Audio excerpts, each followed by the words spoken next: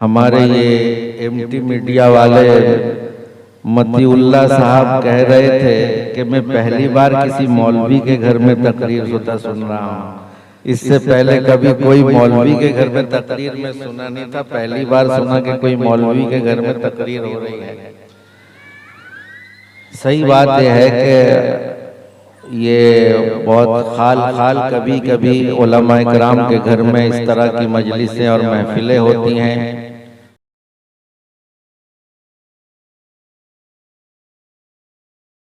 फला हादिया लहू व नशहदु अल्ला इलाहा इल्लल्लाहु वहदहू ला शरीका लहू व नशहदु अन्न सय्यिदना व शफीअना व हबीबना व मौलाना मुहम्मदन अब्दुहु व रसूलुहु अरसलहु अल्लाहु तआला बिल हक़्क़ि बशीरन व नज़ीरा व दाइयन इलल्लाहि बिइज़्निही व सिराजम मुनीरा सल्लल्लाहु तआला अला खैरि खल्क़िही व सहबिही व बारक सल्लम तस्लीमन कसीरन कसीरा।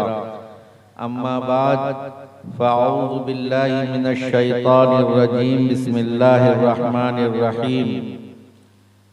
या अय्युहल्लज़ीना आमनुत्तक़ुल्लाह व क़ूलू क़ौलन सदीदन युस्लिह लकुम अअमालकुम व यग़फ़िर लकुम ज़ुनूबकुम व मन युतिइल्लाह व रसूलहु फ़क़द फ़ाज़ फ़ौज़न अज़ीमा। व क़ाला नबी सल्लल्लाहु अलैहि वसल्लम इन्ना अअज़मन निकाहि बरकतन व अयसरुहु मुना औ कमा क़ाला नबी सल्लल्लाहु अलैहि वसल्लम। मुअज़्ज़ज़ व मुअक्कर हज़रात उलमा इकराम, सामईन इज़ाम, पर्दा नशीं माएँ और बहनें,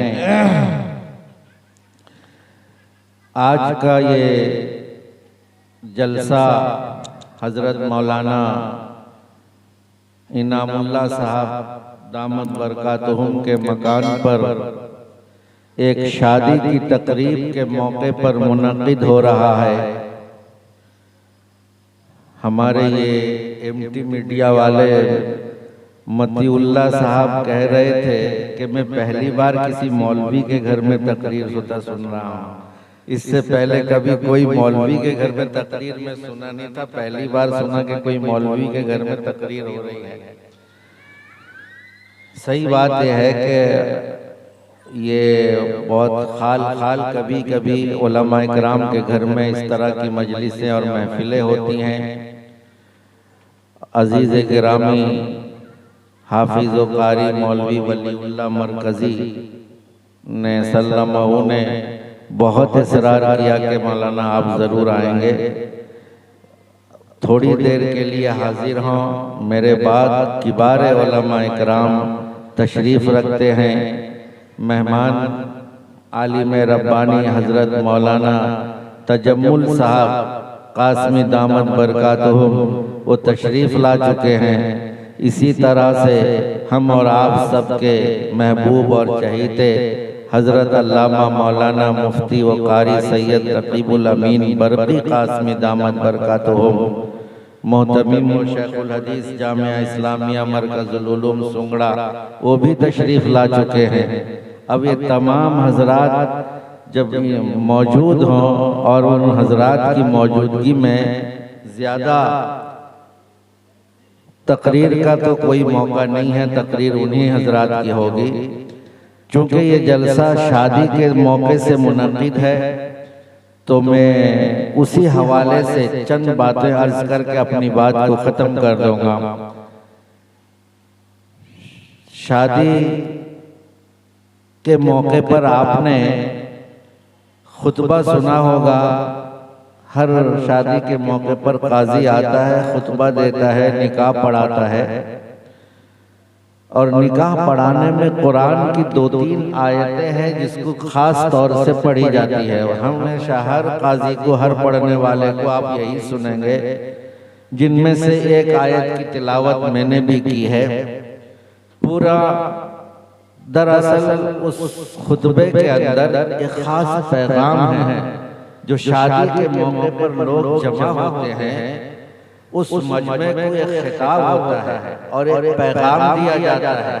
कुरान का एक पैगाम अल्लाह के नबी सल्लल्लाहु अलैहि वसल्लम दिया करते थे, आपके बाद आपके सहाबा किराम ने दिया, फिर आज तक उलमा किराम ने उस सुन्नत को जिंदा रखा है कि खुतबा देते हैं और उन आयतों और उन अहादीस की तिलावत करते हैं, उन अहादीस को पेश करते हैं जिसका ताल्लुक निकाह से है, अहकाम निकाह से है, फज़ाइल निकाह से है, उन आयतों और उन अहादीस को पेश करते हैं। मैंने जो कुरान पाक की एक आयत पढ़ी है, उस आयत मुबारक भी का ताल्लुक भी इसी खास मौके से है। आप देखेंगे कुरान पाक से 3 जगह से आयतें पढ़ी जाती हैं। एक या अय्युहन्नासुत्तक़ू रब्बकुमुल्लज़ी खलक़कुम मिन नफ्सिन वाहिदा वाली आयत पढ़ी जाती है। एक आयत पढ़ी जाती है या अय्युहल्लज़ीना आमनुत्तक़ुल्लाह वक़ूलू क़ौलन सदीदा, ये वाली आयत पढ़ी जाती है। और एक आयत पढ़ी जाती है या अय्युहल्लज़ीना आमनुत्तक़ुल्लाह हक़्क़ तुक़ातिही वला तमूतुन्ना इल्ला व अंतुम मुस्लिमून। ये तीनों आयतों के अंदर एक खास पैगाम दिया जाता है। अगर मैं तफसील से तकरीर करूं इस आइन हदीस पर, इन आयतों पर, तो सुबह हो जाएगी, लेकिन इसकी तफसील खत्म नहीं हो पाएगी। लेकिन मुख्तसरन अर्ज़ है कि अल्लाह ताला ने इस खास मौके के लिए, वैसे तो कुरान की आयत आम मौकों के लिए है, आम ऐलान है, आम पैगाम है, लेकिन खास शादी के मौके पर रहमत कौनैन हुजूर मुहम्मदुर रसूलुल्लाह सल्लल्लाहु अलैहि वसल्लम इन आयतों को पढ़कर उस पैगाम को उस मौके पर दुल्हा दुल्हन को भी मुखातब करते थे, दोनों खानदान के लोगों को भी मुखातब करते थे, हाज़िरीन मजलिस को भी मुखातब करके कुरान पाक का वो पैगाम देते हैं कि निकाह के वक्त, अक़्द निकाह के वक्त इस पैगाम को खास तौर से अपने पल्लू से मान के जाना चाहिए। मेरे भाई बुजुर्गों और दोस्तों, मैंने जो आयत पढ़ी है उस आयत के अंदर अल्लाह ताला फरमाते हैं या अय्युहल्लज़ीना आमनुत्तक़ुल्लाह। हर तीनों आयतों के अंदर ये बात जरूर है कि इत्तक़ुल्लाह, अल्लाह से डरो, यानी ये पैगाम दिया जाता है। आप जो शादी रचाने जा रहे हो, दुल्हा भी सुन ले, दुल्हन भी सुन ले, दोनों खानदान के लोग भी सुन ले, खुसर और खुशदामद भी सुन ले, हर एक सुन ले हाज़िरीन मजलिस।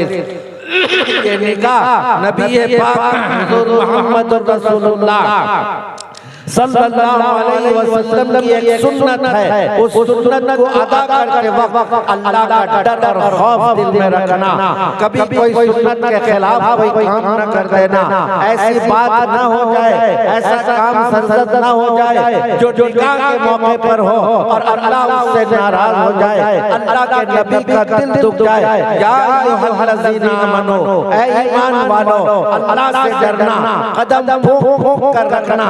कोई फैसला करते हो शादी के मौके पर, निकाह के मौके पर, जो भी आप फैसला करने जा रहे हो, अल्लाह का डर और खौफ दिल में रखना।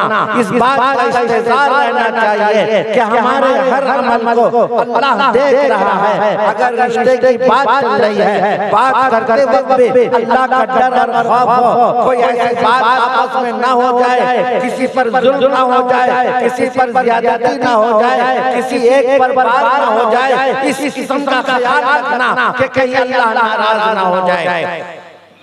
या अय्युहल्लज़ीना आमनुत्तक़ुल्लाह, आगे फरमाया वक़ूलू क़ौलन सदीदा। मैं और आयतों के तफसीलात में नहीं जा रहा हूँ, जो आयत मैंने पढ़ी है उसी के मुतालिक, उसी के मज़मून को बयान करने जा रहा हूँ। आप जानते हैं शादी और ब्याह के बाद अगर खुदा ना खास्ता कभी रिश्ता खराब होता है और आपस में अगर नाचाकी हो जाती है, दो खानदान में अगर खुदा ना खास्ता लड़ाई झगड़े की नौबत आती है, तो इन तमाम के पीछे जो जड़ होती है वो इंसान की ज़बान होती है। ज़बान बिगड़ती है, मामला खराब होता है। ज़बान बिगड़ती है, मियाँ बीवी में झगड़ा होता है। ज़बान खराब होती है, सास बहू में झगड़ा होता है। ज़बान बिगड़ती है, ज़बान का लहजा बिगड़ता है, अंदाज बिगड़ता है, दोनों खानदानों के दरमियान में नाचाकी पैदा हो जाती है। तो इस खास मौके पर कुरान का ये पैगाम सुनाया जाता है। अल्लाह के नबी ने सुनाया, उलमा इकराम सुनाते हैं, तमाम कुज़ात जो काजी निकाह पढ़ाने वाले वो खुतबा निकाह के अंदर ये पैगाम देते हैं। ये कहते हैं कि या अय्युहल्लज़ीना आमनुत्तकुल्लाह वक़ूलू क़ौलन सदीदा। ए दुल्हा, ए दुल्हन, ए दोनों खानदान वालों, ए खुसर, ए सास ससुर, अच्छी तरह से जहन में बैठा लो। ए हाजिरीन मजलिस, जहन में इस बात को अच्छी तरह से मजबूती से बैठा लो कि अगर तुम इस रिश्ते इज़्दिवाज को मजबूत करना चाहते हो, खुशगवार बनाना चाहते हो, अगर तुम ये चाहते हो कि तुम्हारी जिंदगी खुशगवार हो जाए, शादीशुदा जिंदगी आसानी के साथ गुजर जाए, कोई झगड़ा ना हो, कोई फसाद ना हो, कोई फितना ना हो, लड़ाई झगड़े की नौबत ना आए, अगर ये चाहते हो तो क़ूलू क़ौलन सदीदा, अपनी ज़बान की हिफाजत कर लेना, अपनी ज़बान को कंट्रोल कर लेना, अपनी ज़बान को काबू में रख लेना। और क़ूलू क़ौलन सदीदा, जब भी तुम्हारी ज़बान से कोई बात निकले तो कौले सदीद निकले। और कौले सदीद कहते हैं अच्छी बात को, मीठी बात को, शीरी बात को और सच्ची बात को कौलन सदीदा कहा जाता है। अल्लाह ताला कुरान में ऐलान करते हैं, अगर तुम शादीशुदा जिंदगी को अच्छा बनाकर रखना चाहते हो, अगर खानदानी झगड़े लड़ाई से महफूज रहना चाहते हो, तो हर एक आदमी आज यहाँ इस बात को मजबूती से पकड़ ले कि उसकी जबान से अगर बात निकलेगी तो सही बात निकलेगी और नरमी के साथ निकलेगी, मीठी अंदाज में निकलेगी और कोई तुरसरुई नहीं, किसी किस्म का लहजा खराब नहीं होना चाहिए, तभी जाके कौले सदीद का इतलाक होगा। तो अल्लाह ताला फरमाते हैं या अय्युहल्लज़ीना आमनुत्तकुल्लाह, सबसे पहली बात अल्लाह से डरो। और दूसरी जो बात है वो ये है कि आप जबान को अपने काबू में रखो। अगर सास ससुर बहू दमाद और हाजिरीन मजलिस दोनों खानदान के लोग अगर खुतबा निकाह के इस पैगाम को अच्छी तरह से पकड़ ले और अपनी जबान को कंट्रोल कर ले, कोई नाखुशगवार हालात आए, कोई मिजाज के खिलाफ बात हो तो फौरन जबान का इस्तेमाल ना करे, थोड़ा सा सब्र कर ले। या जबान अगर इस्तेमाल ही करना है, अगर नागुज़ीर है, बहुत जरूरी है, कुछ बोले बगैर काम नहीं चलता है, तो फिर वो कौले सदीद का मतलब ये है आप अगर बोले भी तो मीठी बोली बोले, अच्छी बोली बोले, तुरसरुई वाली नहीं, दिल को चुभने वाली नहीं, दिल को कतरने वाली बात नहीं, किसी को चिढ़ाने वाली बात नहीं, तकलीफ देने वाली बात नहीं, इस्लाह वाली बात हो। जो बात वाकई है उसको हर एक अपना लहजे के अंदर अगर मिठास ले आएगा तो सारा मसला हल हो जाएगा।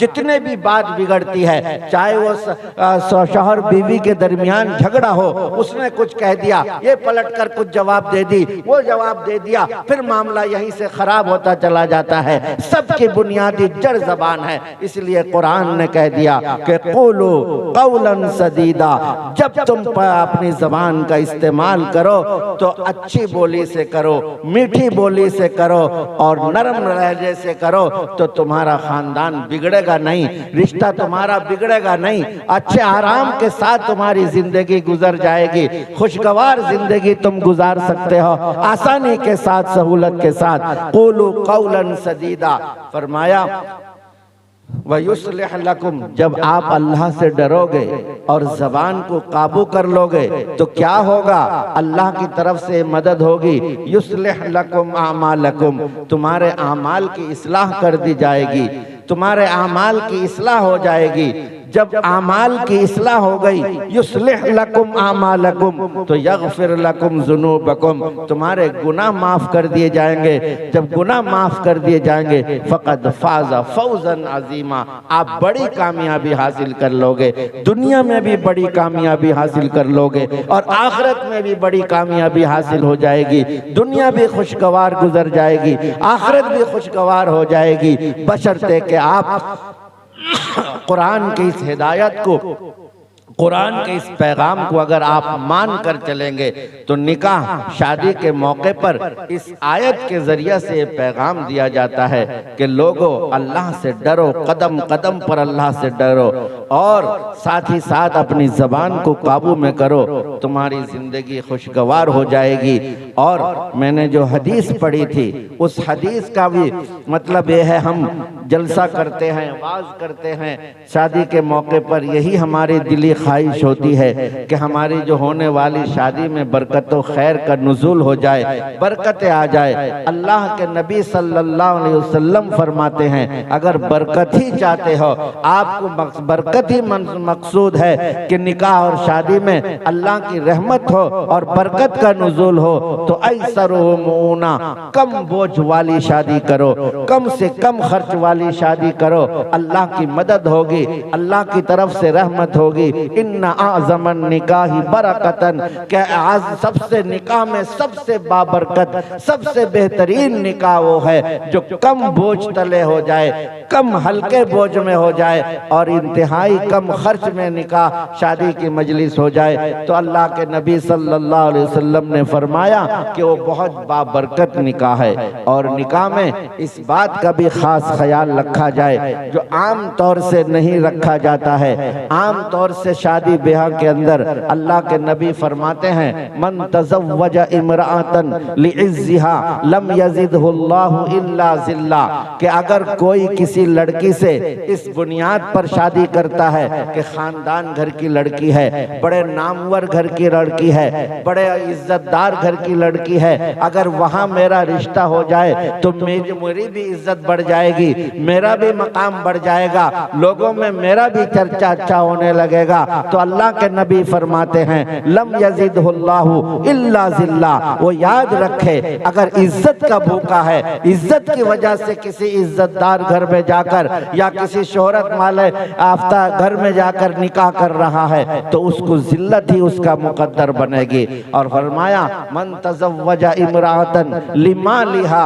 लम यज़िदहुल्लाहु इल्ला फ़क़रा, अगर कोई किसी की माल और दौलत को देखकर निकाह शादी करता है कि खूब पैसे हैं, खूब जमीन और जायदाद है, बाप की खूब कमाई है, भाइयों की कमाई खूब है, अगर रिश्ता हो गया तो मेरा मामला आसान हो जाएगा, मुझे भी माल में हिस्सा मिल जाएगा, अगर माल की लालच में है तो लम यज़िदहुल्लाहु इल्ला फ़क़रा, अल्लाह ताला उसके मुकद्दर में फ़क़्र व फ़ाक़ा रख देंगे। अल्लाह हम सब की हिफाजत फरमाए। इस निकाह और शादी के हवाले से कुरान की आयत और अहादीस की रोशनी में ये चंद बातें मैंने अर्ज की है। अल्लाह ताला हम सबको उस पर खूब खूब अमल करने की तौफीक अता फरमाए। व आखिरु दावाना अनिल हम्दुलिल्लाहि रब्बिल आलमीन।